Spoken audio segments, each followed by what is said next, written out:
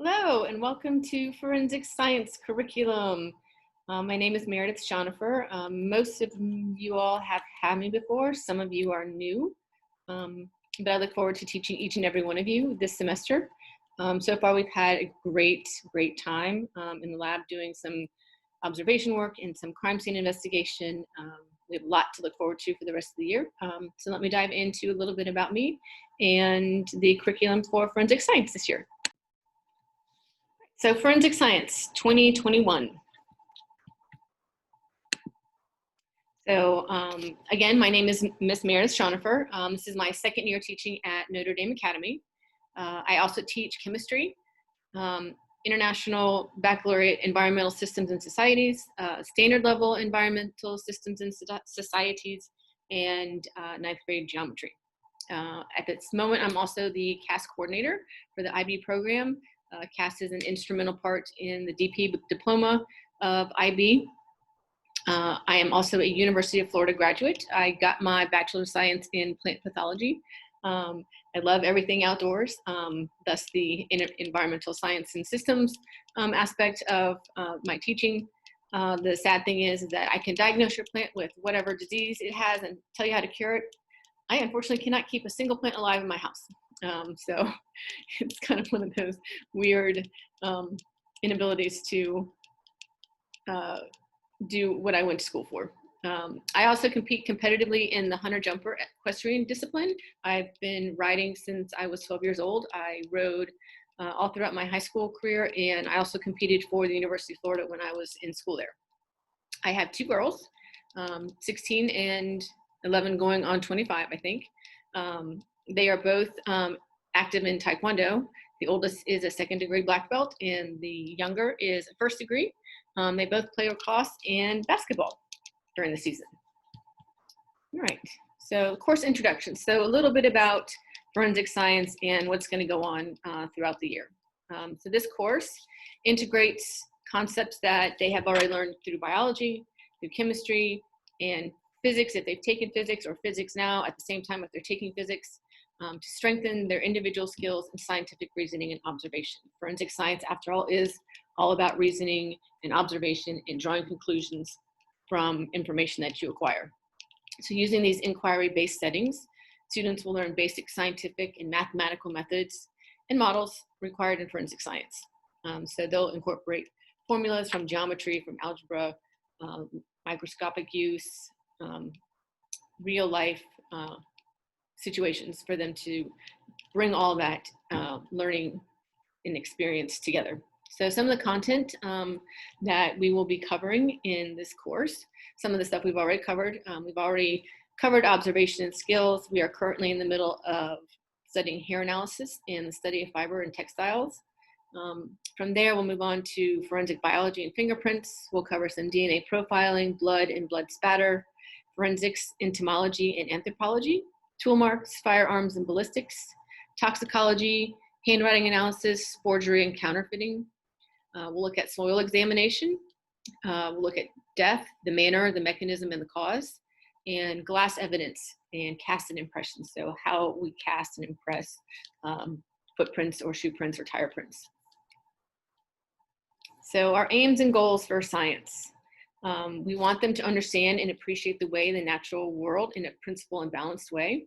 We want them to develop critical thinking skills, which is tremendously important in forensic science because you've got so many moving pieces. They need to be critical and think outside the box, not just be focused on one intent thing. Build interpersonal and communication skills. Another big aspect in forensic science, you have to work with multiple people. You work with reporters, you work with photographers, you work with investigators, you work with medical staff, you work with first responders. So communication skills are very, very important.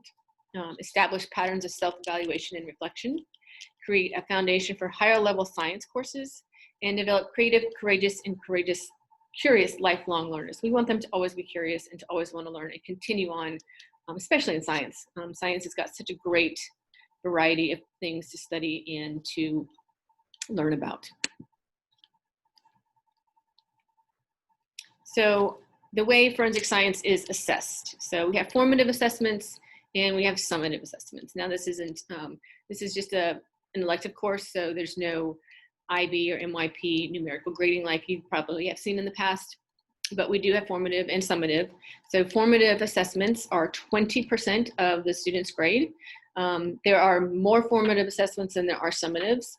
Formatives, the intent there is to allow students to take risks and to make errors without fear of penalty. So it enables them to take time to identify where they're really good, where they're really struggling, where they're kind of in between, and then reflect on how they need to accomplish or move forward on things that they're struggling with. Some examples for assessments are things like homework, in-class assignments, and quizzes.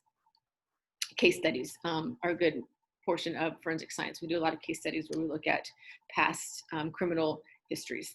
Summative assessments. So these provide evidence of a student's complete understanding of the subject matter at the end of a defined period. So it's a unit or one or two units combined together that the students are tested on or asked to reflect or offer opinions or evaluate certain situations in relation to the subject they're studying. So examples for your summative assessments are your basic tests, labs and lab reports, projects, and presentations that they might be asked to do. So my course expectations, I want my students to be prepared, to be positive, and to be responsible. So prepared, arrive punctually, you have your materials, and your assignments are completed on time. Students who are positive, treat each other with respect, collaborate well together, participate in class and class discussions. It's a big portion. The more you participate, the more you're going to get out of the class, especially in forensic science, and especially collaboration part, because we work in groups. In forensic science, you're always working in teams. And a student who is responsible. So anytime that you are given the time to do in-class work, stay focused, stay on task, follow directions and rules, and then seek extra help when you need it. Be an advocate for yourself. So if you find that you need that extra help or you have questions that you need clarity on, seek that extra help and seek out those answers that you need. So materials, students should come to prepared and on time each day with necessary assignments complete. Always laptops charged, headphones until we are fully back on campus. For those of us that are going to be off campus learning, make sure you have your headphones, paper, pen and pencil, of course, and possibly a scientific calculator for when we get to things like ballistics and blood spatter. We'll be doing some calculations there. And that's everything for forensic science and what the year is going to look like. If you ever have any questions or concerns about the class or your child and their progress in class, feel free to email me. I'm happy to answer or set up a Zoom meeting if necessary to discuss anything. I'll take care.